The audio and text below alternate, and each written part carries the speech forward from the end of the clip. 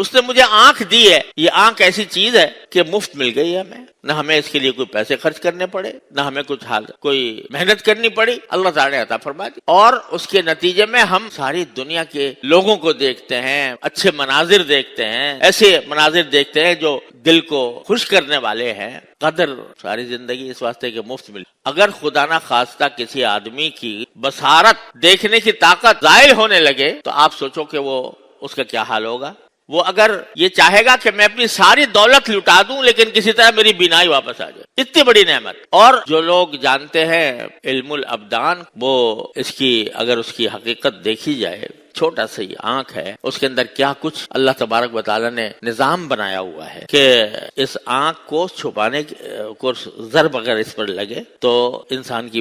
بینائی جاتی رہے، تو اس کے لیے محافظ پیدا کر دی ہیں۔ یہ محافظ ہے، یہ ہڈیاں اس کی حفاظت کر رہی ہیں کہ اگر چوٹ لگے گی تو پہلے ان ہڈیوں پہ لگے گی، آنکھ پہ نہیں جائے گی۔ اور اگر آنکھ کے اوپر کوئی اندر بھی چلا جائے تو یہ جو پلکیں رکھی ہوئی ہیں اللہ تعالیٰ نے گرد و غبار صاف کرنے کے لیے، حسن بھی ہے آنکھ کا اور اس کو محفوظ رکھنے کا بھی اللہ تبارک و تعالیٰ نے راستہ بنایا ہے کہ میں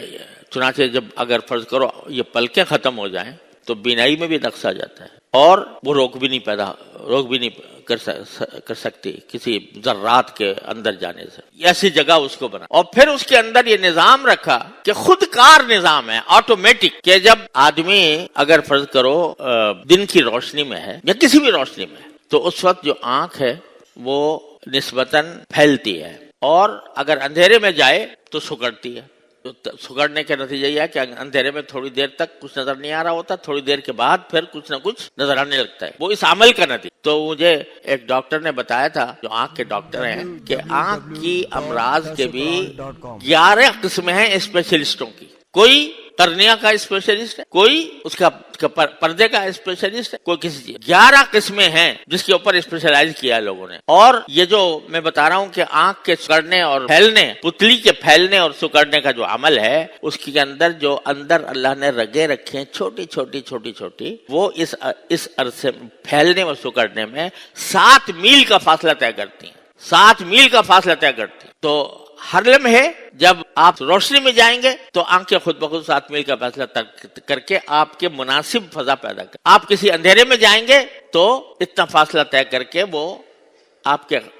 دیکھنے کے مناسب ماحول پیدا کر۔ ایک آنکھ کی نعمت اللہ تبارک کس لیے دی ہے؟ اس لیے دی ہے کہ تم اللہ تبارک و تعالیٰ نے اس کائنات کے اندر جو بہترین مناظر رکھے ہیں ان کو دیکھو اور اس کے خلاقی پر غور کرو، میرے مالک کی خلاقی کے پر غور کرو کہ کس طرح اس نے یہ سارے نظام پیدا کیا ہے، کتنی خوبصورت چیزیں پیدا کی ہیں، اور اس سے اللہ تبارک و تعالیٰ کی وحدانیت پر،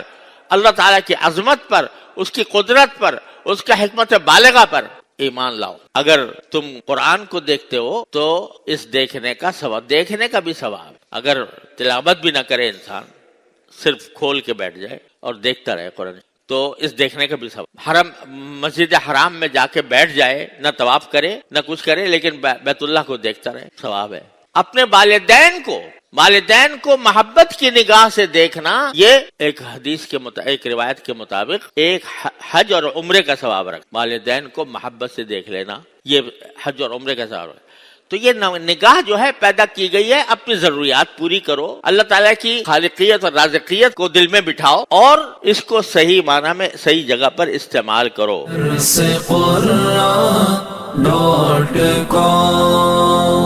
www.darsequran.com